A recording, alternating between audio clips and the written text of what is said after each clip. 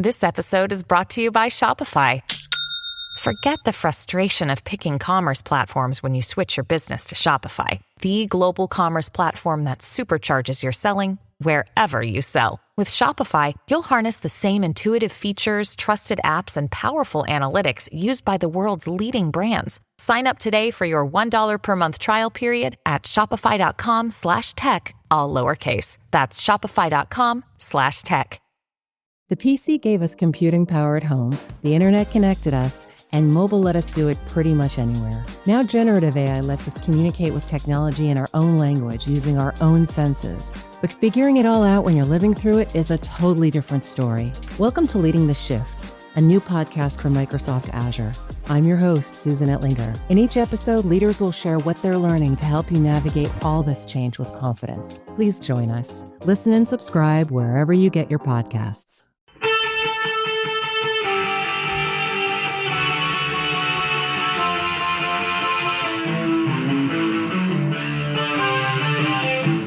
This is the Daily Blast from the New Republic, produced and presented by the DSR Network. I'm your host, Greg Sargent.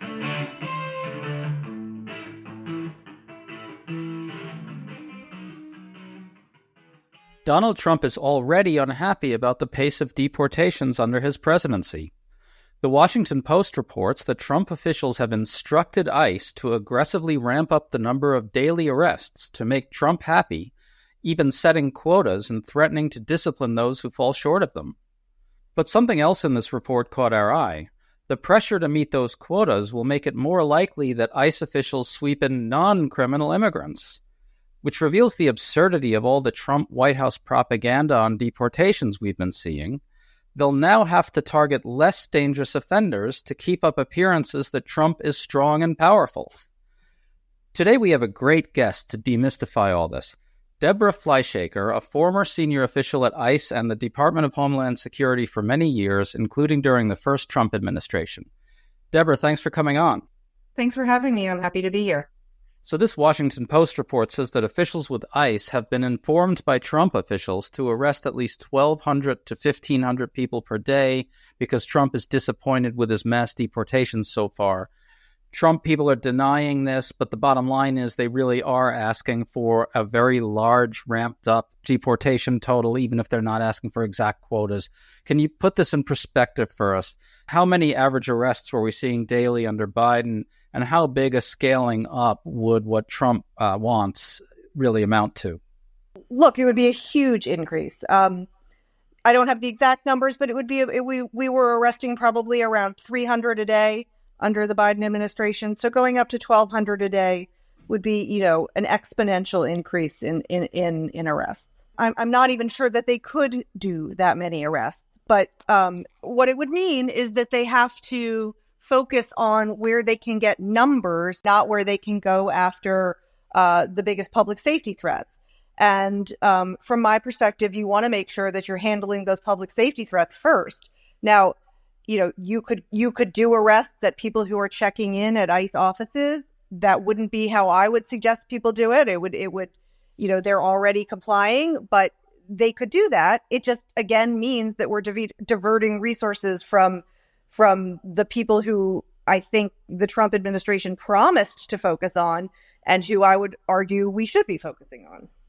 What Deborah is saying here is that one way you could get those numbers up is to go after the people who are actually checking in with ICE. These are people who are cooperating. They may be awaiting certain types of legal proceedings, that type of stuff.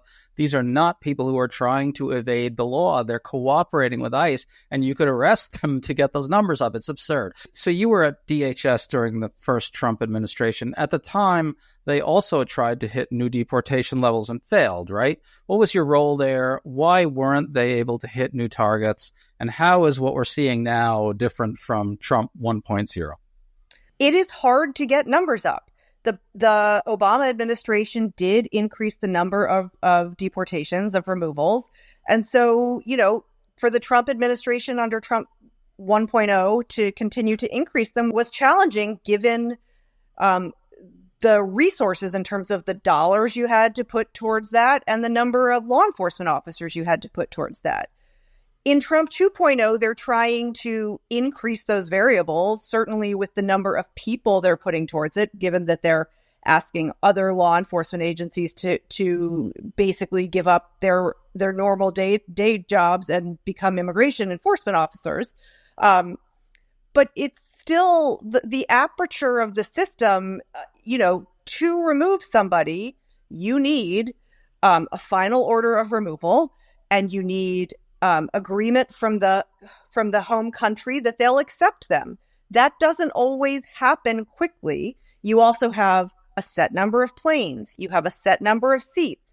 Again, the Trump administration is working by using DoD planes to increase that number. That's incredibly expensive. There are trade-offs to all of these things, and maybe they can get the numbers up, but the numbers they're talking about seem wildly optimistic. So here's where it seems like things become really problematic for Trump. His border czar, Tom Homan, keeps saying in the media that they're mainly targeting dangerous criminals for removal right now because they know it's bad press for them if they divert resources away from the dangerous criminals to remove longtime residents who don't pose a public safety threat. But in order to get the numbers juiced up to hit Trump's quotas, it seems like they'll operationally have to target more broadly and sweep in non-criminals, right?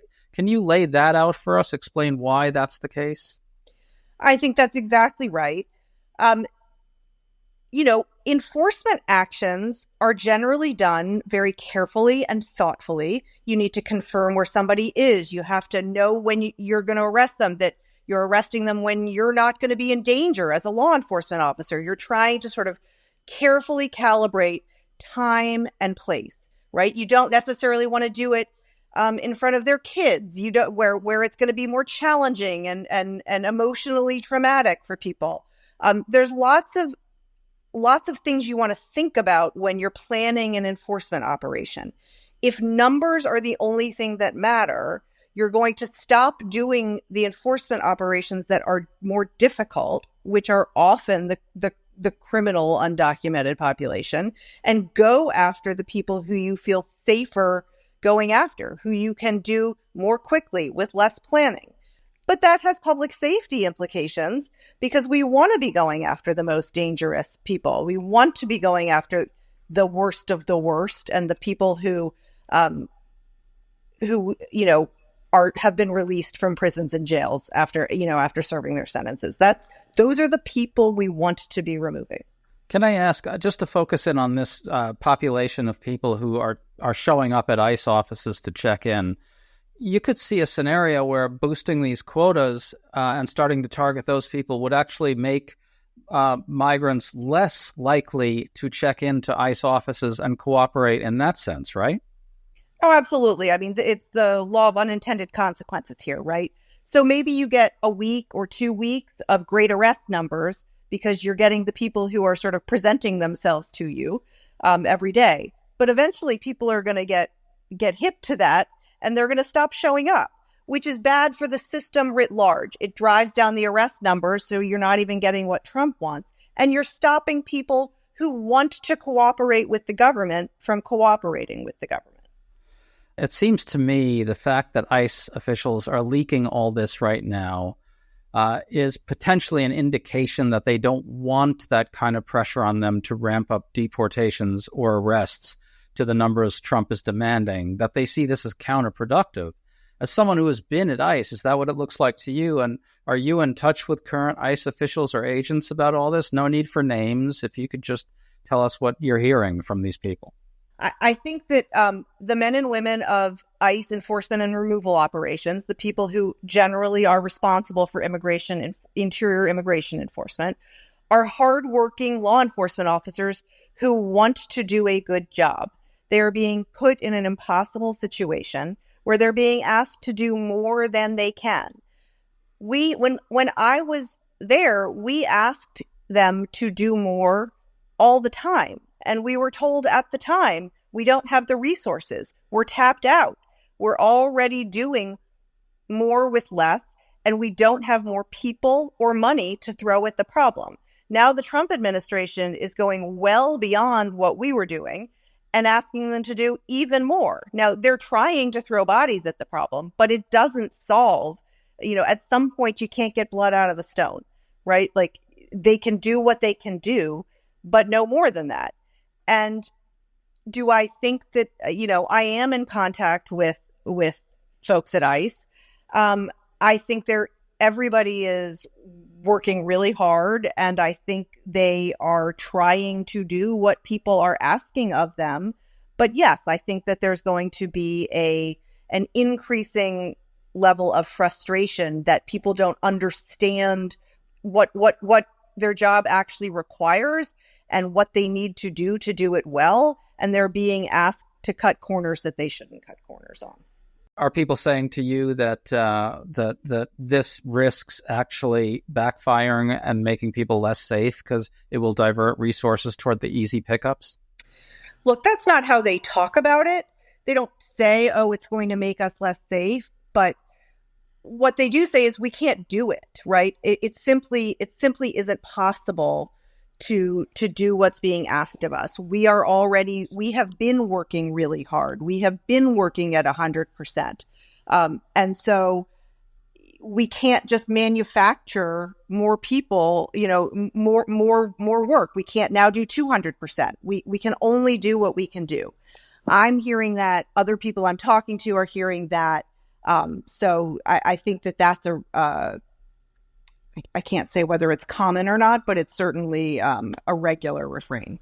Just to confirm, though, the basic refrain, even if they don't use those exact words, the basic point that they're making to you is that the pressure to hit these arbitrary numbers requires a diversion, or would require a diversion of resources away from the more difficult operations that are targeted at the people we really need to remove and toward the easier, low-hanging fruit, as it were, who are less urgent to remove, right? I mean, that's what you're hearing? Yes. I mean, challenging enforcement actions take time and planning and careful execution. And if they're being required to arrest more and more, whether that's a quota or not, they can't take that time that those arrests require. And so, yes, it will ultimately lead people to stop focusing on those and focus on the places where they can get bigger numbers faster. The Bulletin of the Atomic Scientists will announce whether the time of the iconic Doomsday Clock will change during a live news conference at 10 a.m. Eastern on Tuesday, January 28th. The Doomsday Clock is a metaphor for how close humanity is to self-annihilation, and since 1947 it has served as a call to action to find solutions to the world's most urgent man-made existential threats in order to move the hands of the clock away from midnight. The decision to set the clock is made by the experts on the Bulletin's Science and Security Board in consultation with its board of sponsors, which includes 9 Nobel laureates. For the 2025 announcement, the experts setting the clock will consider multiple global threats, including the proliferation of nuclear weapons, disruptive technologies like artificial intelligence, the Russia-Ukraine war, bio-threats, and the continued climate crisis. You can watch this year's live Doomsday Clock announcement on Tuesday the 28th, 10 a.m. Eastern on the Bulletin's website, www.thebulletin.org. Deborah, what does it tell you that these leaks are happening? It itself is an indication of serious dissatisfaction with this pressure to ramp up, right? I think it certainly shows that there are people within ICE who think that the current efforts are misguided. Absolutely. There's a big lie lurking at the core of all this that I want to try to get at. Trump and MAGA have to sustain the fiction that Biden and Democrats generally have been so reluctant to carry out removals of migrants that it poses a massive threat to ordinary people. That's what Trump campaigned on relentlessly. But the truth is that under Democratic administrations, you had a lot of deportations, and critically, by design, they were aimed at dangerous criminals mainly, as well as is happening now. And it's actually really hard operationally for Trump to do something different from that, right? That's what it seems like they're bumping up against. The basic problem is that any responsible administration is going to go after the public safety threats first. And for Trump to create the illusion that he's doing something more significant is kind of impossible without sweeping more broadly. Yes, I think that's true. Absolutely. But I think it's even more than that, because it's not just ICE having to change who it goes after. All of these other federal law enforcement agencies have now been given immigration enforcement powers and are being told to do immigration enforcement. So that means they're going to be diverted from the job that they're responsible for. And, I'll speak, for example, just ICE Homeland Security investigations. ICE HSI, the other operational part of ICE, has lots of other very important national security and criminal responsibilities. They fight transnational criminal organizations. They do fentanyl work. They do they find and stop kiddie porn. Like, do we want them to stop doing that work? To me, I don't think so, especially when it's not clear that they're going to be going after these really dangerous people. We need them focused on national security and public safety. And by diverting all of these hardworking law enforcement officers to immigration enforcement, we're stopping that other really important work. Just to clarify, what you're saying here is that Trump, by setting these arbitrary numbers pulled out of his golden toilet, numbers that will make him feel tough and strong and make MAGA feel like he's delivering on his promises kept, blah, blah, blah, that is going to require a shift of resources, not just away from targeting dangerous criminals for removal, but also from other Homeland Security functions. Is that what you're saying? Homeland Security and others. I mean, they're using DEA and ATF and FBI, right? I mean, it's all of them. All of those functions are going to be impacted because they're working on immigration enforcement as opposed to their core functions. Right. And so the whole approach, this idea that you just set some arbitrary number and say, well, we've got to hit this number of arrests for removal, it makes no sense from a law enforcement perspective, does it? I certainly don't think it does. I mean, look, immigration enforcement is important. I will defend the need for immigration enforcement. We should have a functioning immigration system. Enforcement and removal is a piece of that. I will defend ICE every day. They have an important job to do, and they try to do it well. But so does the FBI. And so does ICE HSI, and so does ATF, and so does DEA, right? They also have very important law enforcement jobs. And by saying that they should stop doing those jobs to focus on immigration enforcement, I mean, the impact on public safety and national security could be vast. I don't know what we're stopping in order to do the immigration enforcement work, but I do trust that it was important enough that they had prioritized it and that they should be doing it. And now you've got ICE officials leaking to the press their unhappiness with the pressure that's being put on them. So it seems to me clearly that there's a fair amount of alarm internally about where this is going. I think there's certainly alarm. I think that people don't like being asked to do things that both don't make sense, possibly can't be accomplished, and where they feel like they're going to be judged on the results. And naturally that would lead to some unhappiness. Right. I mean, at the end of the day, these are law enforcement professionals, and they're looking down the road at a scenario where bad things could happen to the public as a result of these reprioritizations, and they don't want to be on the hook for those. Absolutely. I mean, nor should they want to be on the hook for those. I think the Trump administration is very clearly on the hook for those. Well, it's sure looking like this is heading to a very terrible place. Deborah Fleischaker, thanks so much for coming on with us today. Thank you so much for having me. You've been listening to The Daily Blast with me, your host, Greg Sargent. The Daily Blast is a New Republic podcast and is produced by Riley Fessler and the DSR Network.